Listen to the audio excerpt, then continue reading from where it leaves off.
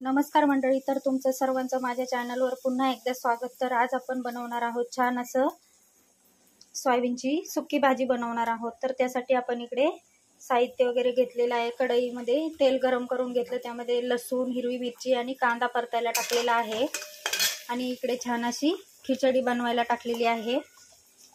तर इकडे छान अशा आपल्या ज्वारीच्या भाकरी बनवून झालेल्या आहेत।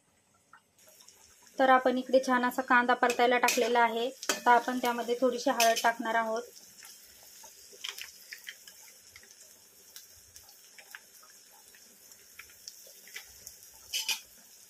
ते छान असे एकत्र करून घेणार आहोत। तर आपला कांदा छान असा ब्राऊन झालेला आहे। तर आपण आता त्यामध्ये टोमॅटो टाकून घेणार आहोत।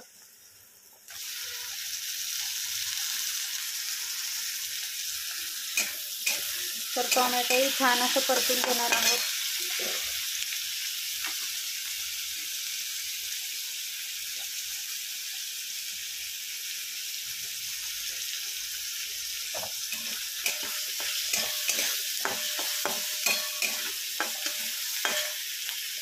तर आपले टोमॅटो असं छान असं परतलेलं आहे।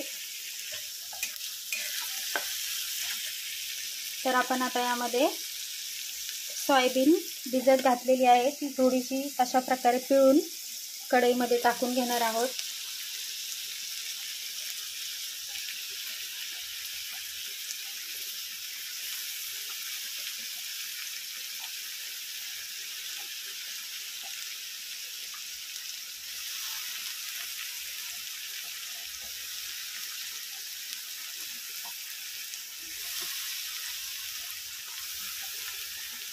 तर आपण आता छान अशी सोयाबीन तेलावर आणि कांदा टोमॅटो मध्ये परतणार आहोत।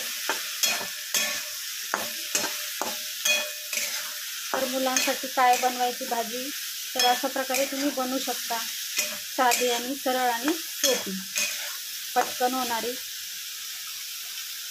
तर आपली आता सोयाबीन छान अशी परतायला टाकलेली आहे।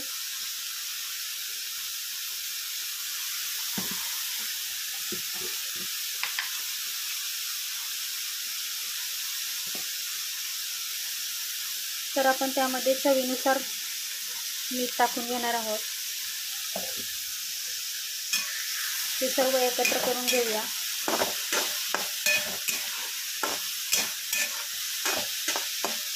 यामध्ये तुम्हाला मसाले ग्रेव्ही वगैरे टाकायचा असला तर तुम्ही टाकू शकता, पण मुलांना जास्त मसाल्याच्या भाज्या नाही आवडत। तर छान अशी तेला मिठावर तुम्ही बनवू शकता।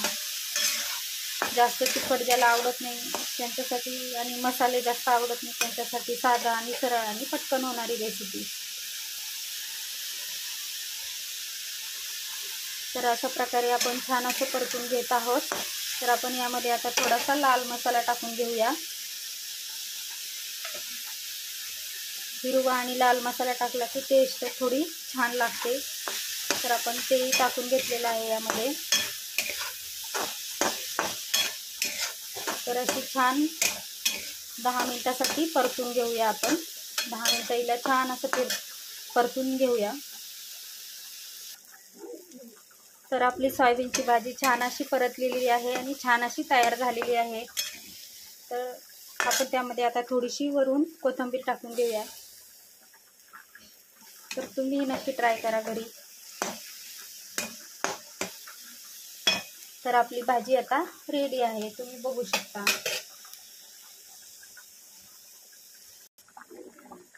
इकडे डाळ खिचडी आपली छान अशी शिजलेली आहे, तुम्ही बघू शकता।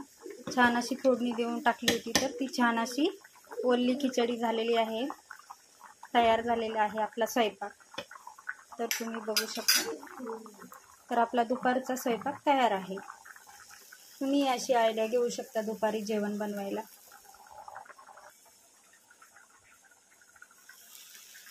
तर व्हिडिओ आवडला असेल तर नक्की लाईक करा। Thank you.